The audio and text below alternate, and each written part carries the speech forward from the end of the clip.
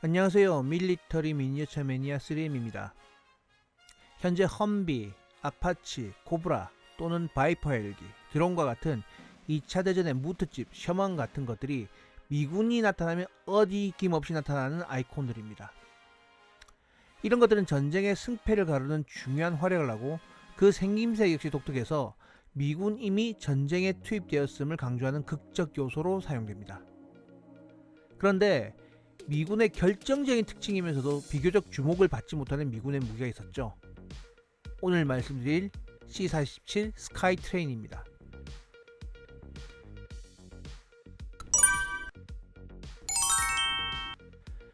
일단 스카이트레인을 영화에서 보시지 않은 분은 찾기가 어려울 겁니다. 여객기로 쓰이던 DC-3를 군용으로 개조하거나 전용해서 사용한 2차 대전이 끝난 지 한참이 지났지만 아직도 현역에서 사용되고 있는 기체입니다. 2차 대전 영화가 아니더라도 남미, 아프리카 개발도상국을 배경으로 한 현대 배경에서도 종종 등장합니다. 2차 대전 즈음에 만들어진 항공기가 아직도 날아다니고 임무를 수행하고 있는 것이죠. 아마도 구식 항공기가 날아다니는 열악한 배경을 이야기한다면 아마도 C-47이거나 이 항공기의 원형인 DC-3일 가능성이 높습니다. 그리고 그 항공기는 C-47일 확률이 더 높죠. C-47 스카이트레인, 즉 하늘을 나르는 기차입니다. 항공기의 가장 근본적인 목적, 수송에 특화된 기체로서 2차 대전, 포위된 상황에서도 풍족한 보급을 해줄 수 있는 항공기의 핵심이 바로 이 C-47 스카이트레인이었죠.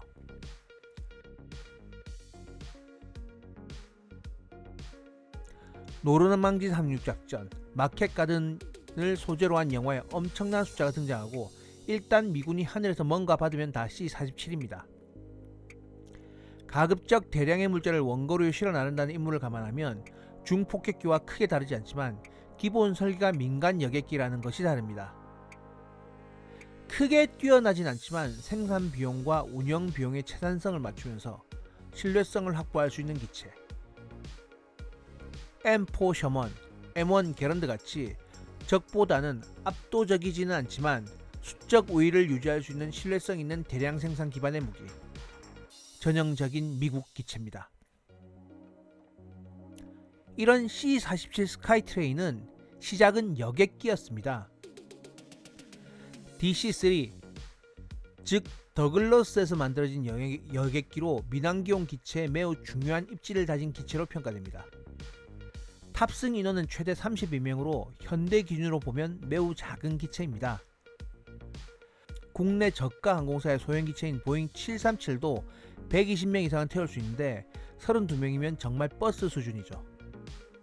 하지만 개발된 시점이 2차 대전이 일어나기 전 1930년대라는 것을 고려하면 당시로서는 현대 A380 같은 혁신이었습니다. 최대 2540km의 항속거리는 한 번의 급유만으로 미국을 횡단할 수 있었고 순항속도 역시 200km가 넘는 양호한 수준이었습니다.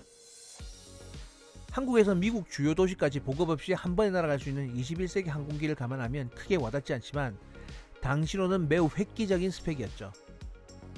무엇보다도 정부 보조금 없이 운임만으로 운영될 수 있는 최초의 항공기라고 평가될 만큼 연비와 운영 비용이 높은 항공기였습니다. 이전의 항공기들이 복엽기 등 구식 구조로 설계된 것을 감안하면 금속재, 단엽, 쌍발 엔진이라는 현대 항공기의 기본적인 구조를 확립한 상태에서 단숨에 실용적인 기체를 개발해냈다는 것은 최고 성능은 아니지만 합리적인 고성능의 수준에서 수용 가능한 제작비와 운영 비용의 기체를 만들어냈다는 것은 전형적인 미국의 대량 생산 수준의 기체를 보여주는 사례일 겁니다. 미국 내 운영에서 항공기 수송의 90% 이상을 점유하는 공전의 히트를 기록한 DC-3는 미국뿐만 아니라 영국, 스위스, 네덜란드로 수출되고 심지어는 일본과 소련까지 라이센스 생산을 하게 됩니다. 신뢰성 높고 긴 항속거리에 높은 연비, 군용 수송기로서 매우 뛰어난 요소를 모두 가지고 있었던 DC-3는 기존에 사용 중인 기체를 미군이 130여 대를 군용으로 징발하게 됩니다. 군용으로 꽤 좋은 성능과 민간에서 증명된 높은 운영 성능이 현장에 만족되면서 DC-47이라는 이름으로 발주가 되게 되죠. 기존 여객기와는 다르게 화물 탑재 편리한 화물도 고중량의 화물을 버틸 수 있도록 내부 바닥을 강화로 일부 개조되긴 했지만 기본 설계는 거의 변화 없이 도입됩니다. 이후 거의 찍어내다시피 생산하는 미국의 생산력은 여기서도 그대로 적용되게 되고, 여객기로 생산된 DC-3의 607기 대비 군용으로 생산된 C-47은 미군에서만 10,000대 이상, 전 세계적으로 16,000대 이상이 생산됩니다. 4명의 승무원에 탑승하고 28명의 병력을 수송할 수 있는데요.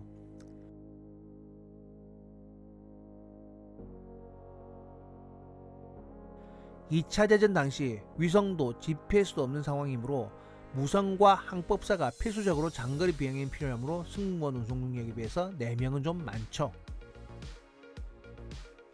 기술적인 스펙을 보면 크기는 통상적인 쌍발 기체 수준으로 좀 작은 편입니다. 현재 수송기의 결정판으로 불리는 C-130 허큘리스 대비 동체 길이와 날개 길이를 보면 거의 3분의 2 수준입니다.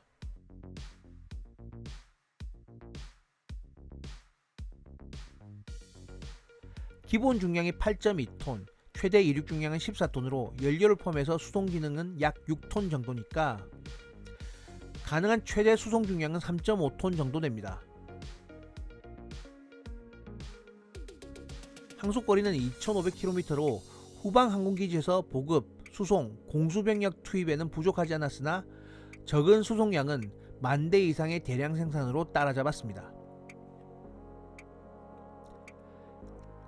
다음 동영상에서는 2차 대전은 전 기간 동안 활약하고 그 이후에도 활약했지만 C-47이 결정적으로 활약한 몇 가지 활약상에 대해서 이야기해 보도록 하겠습니다.